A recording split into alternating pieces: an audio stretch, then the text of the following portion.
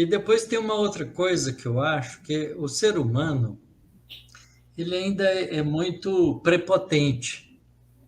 A gente sobe numa caixa de fósforo e acha que está no topo do Everest, né? Então, como a gente sabe um pouco de coisas, a gente extrapola e acha que sabe tudo.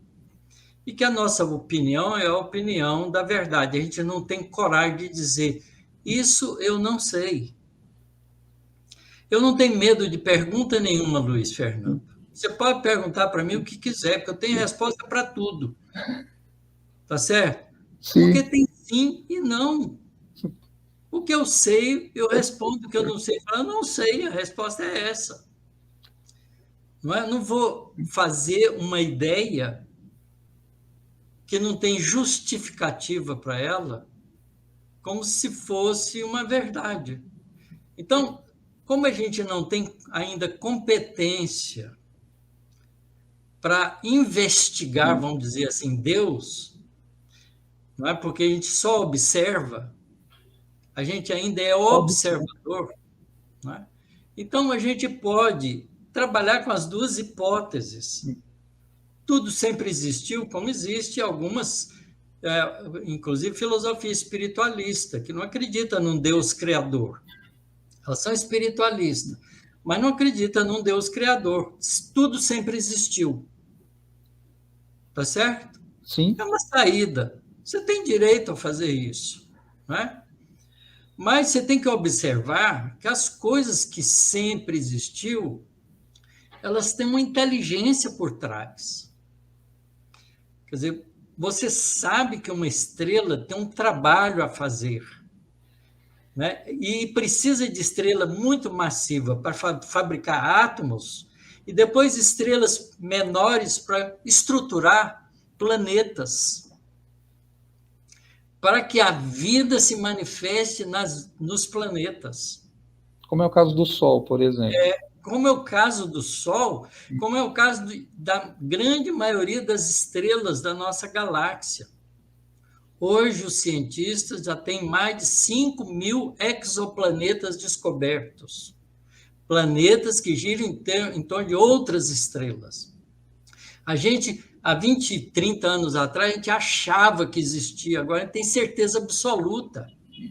A gente já descobriu estrela com 7 planetas girando em torno da mesma estrela. É o mesmo sistema planetário parecido com o nosso. O nosso, parecido com o nosso. Né? Hoje, os cientistas, os astrofísicos, os astrônomos que estudam, né, eles acham, né, que, em média, deve ter pelo menos 2 planetas por estrela na nossa galáxia, que tem mais de 200 bilhões de estrelas. Imagina 400 bilhões de planetas na nossa galáxia. Imagina que só um deles tem vida. Eu ia dizer isso. E nós, há 600, 700 anos atrás, não só achávamos que só esse tinha vida, né? É, Muito, a maioria de nós, pelo menos, pensava isso, né? Como achávamos que esse planeta era o centro de tudo, né? era o centro de tudo. Agora você vê a intenção por trás. Não é? A intenção por trás é essa. Vou fazer estrelas para fazer átomos, para depois explodir, aglomerar depois de novo essa massa cósmica já com estrutura atômica, formar um novo sistema com estrela e planetas à volta, para que a vida se manifeste. Essa é a pergunta mais, uma das perguntas mais lindas que eu encontrei no Livro dos Espíritos. Podemos entender, acho que a pergunta 19 ou 20, não me lembro. Podemos entender matéria, e Kardec pergunta com o pensamento científico da época, como um corpo que tem dimensão impenetrável, falou das propriedades da matéria que a gente vê, né? De um livro, de uma pedra, de uma coisa desse tipo. E os espíritos responderam assim: do vosso ponto de vista, sim, porque não falais senão daquilo que compreendeis. Mas eu te digo, há estados da matéria que para vocês não seria, de tão sutil que é. Aí Kardec faz a pergunta-chave, que eu acho linda. Qual definição vocês podem dar de matéria? A matéria é o instrumento que o espírito organiza para si, para se expressar e para agir no meio. Então, a matéria é acessório do espírito. É o computador. É o computador. É o computador. Mas quem manda nisso é o princípio inteligente, não é? E aí, Kardec completa isso lindamente na pergunta 27. Então, podemos entender que há dois elementos gerais do universo, o espírito e a matéria, e eles respondem, e Deus?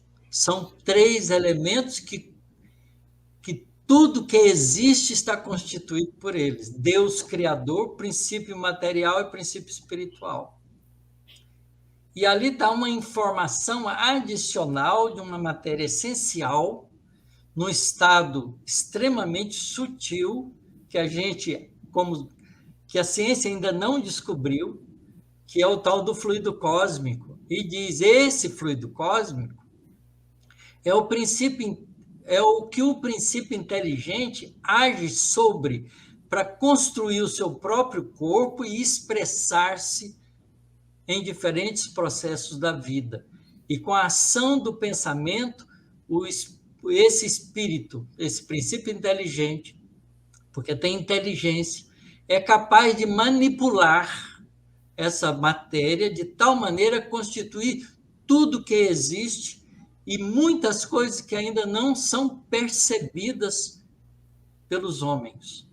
Então, nós estamos no começo do aprendizado. E querer entender tudo e dizer que já sabe tudo é infantilidade e arrogância. É subir na caixa de fósforo e achar que está no topo do Everest.